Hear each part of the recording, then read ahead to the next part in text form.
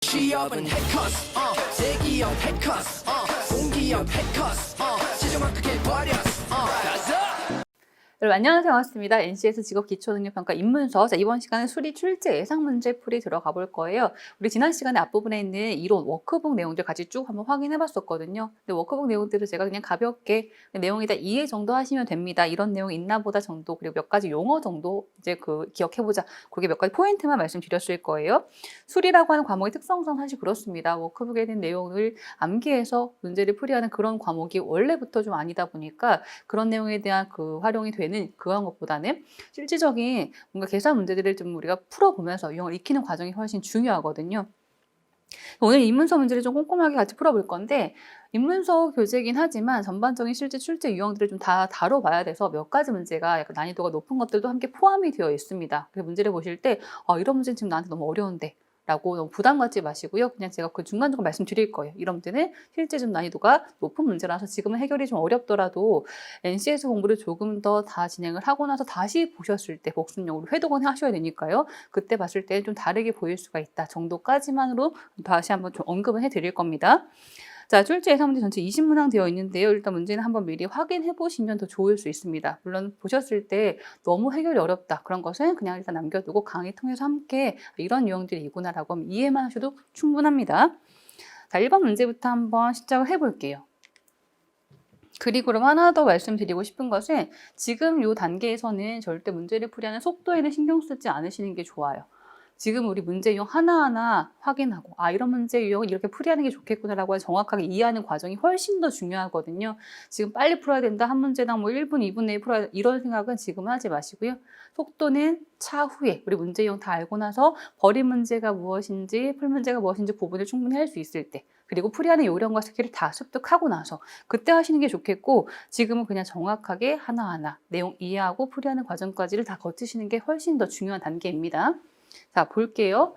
빈칸에 이 사칙 연산 기호를 한 번씩 사용해서 혼합계산식을 만들려고 합니다.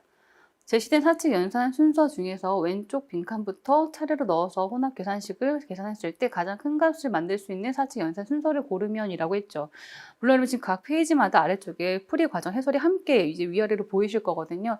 지금 아래 있는 해설을 보시면 각 선택지마다의 요소 전부 더하기, 곱하기, 빼기, 나누기 다 넣었을 때 결과 얼마 나오고, 그리고 이것도 넣었을 때 결과 얼마 나오고 해서 그 결과를 구해놓고 제일 큰 것을 확인하는, 답으로 구하는 걸로 이렇게 되어 있긴 하죠. 그리고 생각하실 것은 항상 이제 혼합 계산식에서는 곱하기 나누기 부분을 먼저 하고, 그 다음 더하기 빼기는 이제 앞쪽부터 순서대로 이제 하는 거, 요 순서는 기억하셔야 돼요.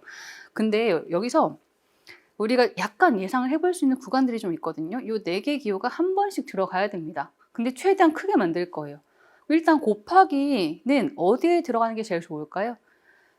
0.9나 0.8 여기다 곱하기를 넣게 되면 그만큼 값이 작아져요. 그렇죠? 0.9를 곱하면 원래 값 2보다도 더 작아지는 거고, 여기도 0.8 곱하면 원래 값 1보다 더 작아지는 것이 됩니다. 그렇죠? 그래서 곱하기는 지금 상태에서는 여기다 넣는 게 제일 커요. 0.9하고도 0.8하고도 겹치지 않는 위치가 제일 값을 키우는 과정이 될 거고, 그 다음에 나누기는 어디에 가는 것이 좋을까요?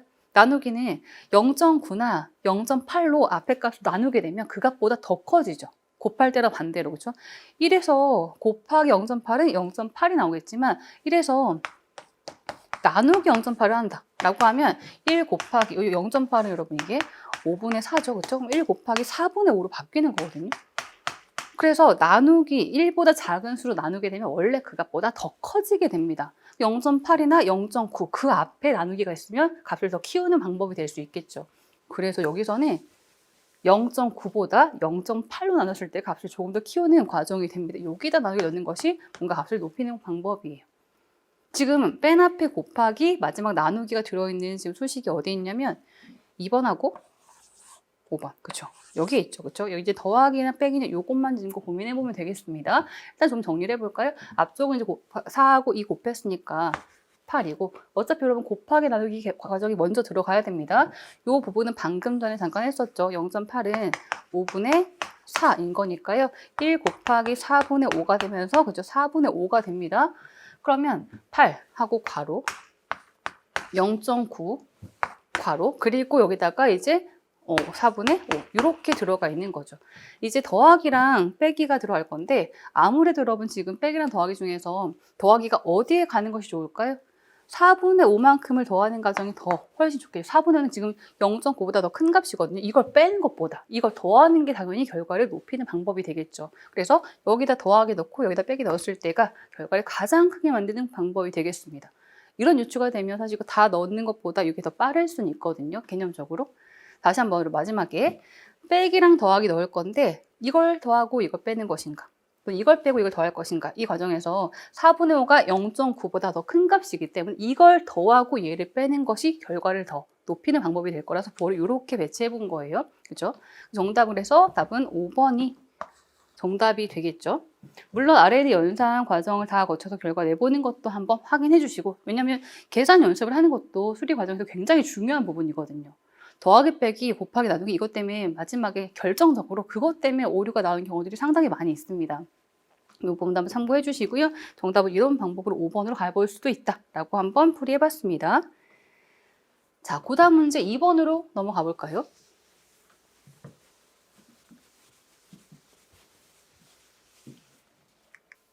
자, 2번입니다. 제시된 숫자의 규칙을 찾아 빈칸에 들어갈 알맞은 숫자를 고른 것이라고 했죠. 이제 수추리 문제, 수열 추리 문제 유형인데요. 이것도 우리 NCS 수리의 모듈형 문제 유형 출제가 될 때 종종 한 번씩 이제 보이는 문제 유형이에요. 이거는 여러분 정말 뭔가 스킬적인 부분이 있기는 어렵습니다.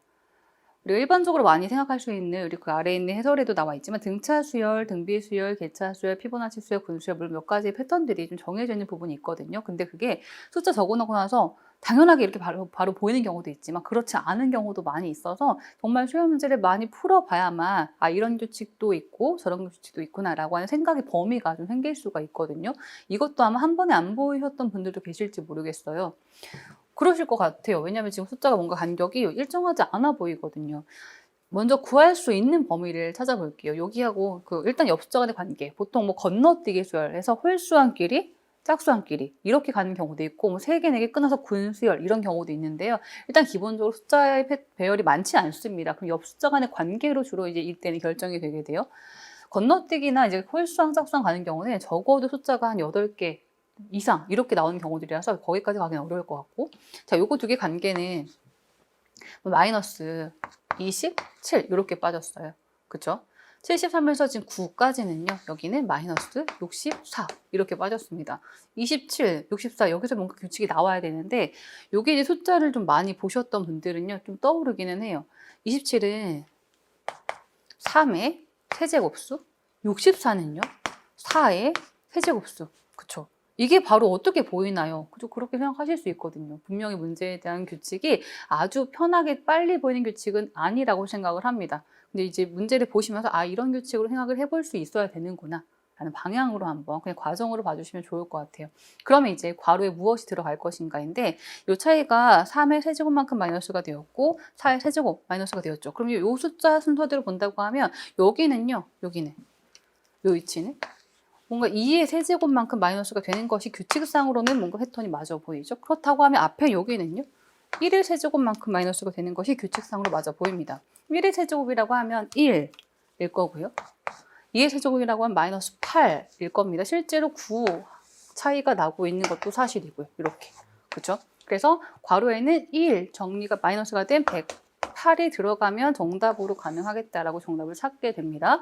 어쩔 수가 없죠. 일단 규칙 숫자 가지고 규칙을 생각해내고 그 규칙을 대입했을 때 그 관계가 맞는지에 대한 검토까지 가보셔야 되는 그런 문제 유형입니다.